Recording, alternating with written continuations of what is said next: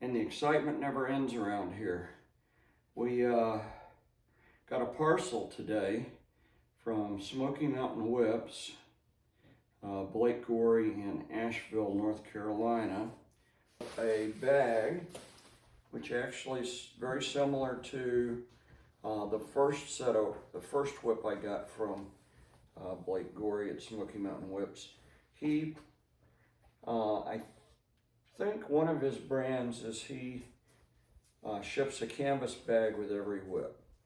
And that bag, it's black. I'll move in close. He's got a logo here in green that says Smoky Mountain Whips, and the outer band of the logo is a snake. Kind of a snake is kind of one of his themes. I ordered 4-foot bullwhips. 4-foot bullwhips is what I like to throw. And set the whips down just for a second. Okay, but let's take a real look at the highlight of what was in the box. These matched bullwhips. Okay, first each whip is tied in a loose coil with a strip of kangaroo, just tied in a bow. So undo the bow, undo the granny knot, and take the string off. And I don't like a wrist loop or a hanging loop on my whips. I like a clean Turk's head, a clean pommel. So what I do with this, oh, here's the other whip. So let's take a real close up. I'm gonna continue with the unboxing, but let's take a real close up look at these whips, and you can see what Blake has done for me. This is a once in a lifetime match set of whips, and I'll show you why I say once in a lifetime to own something like this. The concept I gave Blake was he makes a Python whip, which is some fancy braiding where he creates the image of a snake head using the outer layer of kangaroo. And what I asked him to do was to design this so it looked like a black king cobra was eating, as everybody knows, cobras eat other snakes, but a black king cobra eating another snake. And the pattern on the handle, it was diamonds to represent a diamondback rattlesnake. So the concept of the whip is it's a black cobra eating a diamondback rattlesnake. But beyond, and the cobra eyes were moonstones. My submissive likes moonstones, so I thought that would be meaningful for her. But that's the concept. But you can see the handle, and this is 20 plait, so you can see the handle plaiting. 4 diamonds for the diamondback rattlesnake. The diamond pattern continues around on the handle, all 4 sides of the handle. Very, very, very nice. Some single diamonds up here, some herringbone, or what I call herringbone, a little bit of herringbone below the diamondback shape. Okay, so match set. They both handles look exactly the same. You've got 2 black king cobras eating diamondback rattlers. Okay, so very, very interesting concept. Really, really fine plaiting. And so let's take a quick look at these whips. And of course, as I'm breaking them in, everyone knows I'm on my 2-hand journey. So as I'm breaking them in, I'll give you more videos and more feedback on these new whips. Of course, they're brand new, they're very stiff, but let's just take a look at them separately, and I'll give you an opinion. Of course, this is just fancy plaiting. That doesn't have anything to do with how this whip is going to handle.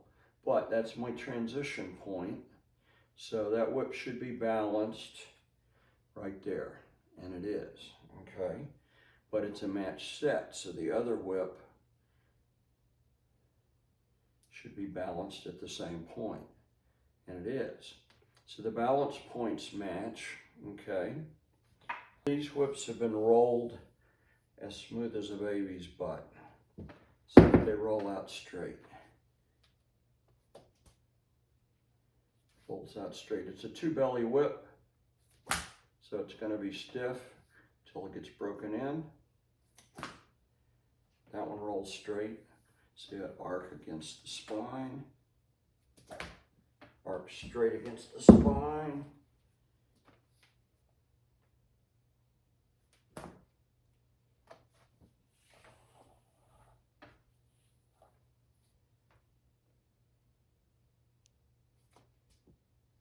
This rolls straight, but it's not quite as perfect as that other whip. But that's the way any match set is. They're not going to be perfectly identical. There's no way, because they're both handmade. They're plaited at the same time. It arcs straight against the spine. Okay, so that's good. Okay, this whip I can notice the drop a little bit more than this other whip. This whip is just damn near perfect. So what I do when I'm throwing a match set, that at least it's a me thing, is my left hand's my non-dominant hand. When I'm breaking these whips in, I will try to make a determination of which whip is plaited better, or which whip behaves itself better, or which whip is more true when I throw it, and I have more confidence in it going exactly where I point it. And the whip that wins I have more confidence in goes in my non-dominant hand, because that's the hand I don't trust as much. So I want the whip that I trust more in the hand that I don't trust as much, if that makes sense. And then in my dominant hand, the whip that I would say isn't as perfect, not quite as confident that it's going to end up where I want it to go, I put that one in my dominant hand, because I have more confidence in my dominant hand that I'm going to be able to control the whip, okay? So these are extremely stiff. They're going to take some breaking in, but what a set of whips. Oh my goodness. 20 plait, 2 bellies, 2 black king cobras eating diamondback rattlesnakes. So the whip, you know, the leather journey is all about what's meaningful to you. I grew up in West Texas. In West Texas, we had rattlesnake roundups, and I grew up around diamondback rattlesnakes. Was kind of the snake in the neighborhood, if you will, or out in the countryside. But I watch a lot of YouTube, and I watch these videos on YouTube of cobras eating other snakes. So when I found out that Blake Gorey had this python design of a snake eating another snake, I said, well, let's recreate that in leather. Let's have black king cobras eating diamondback rattlesnakes.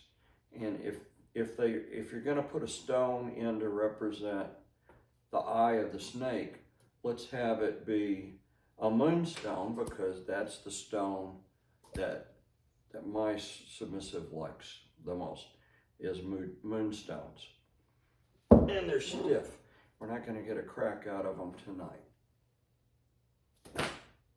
But they roll out straight, and they are absolutely phenomenal whips. I hope you enjoyed this unboxing. If you're interested in extremely fine plaiting by an American platter, then I highly recommend Blake Gorey at Smoky Mountain Whips. He's I don't know how many years he's been plaiting, but this is really fine work.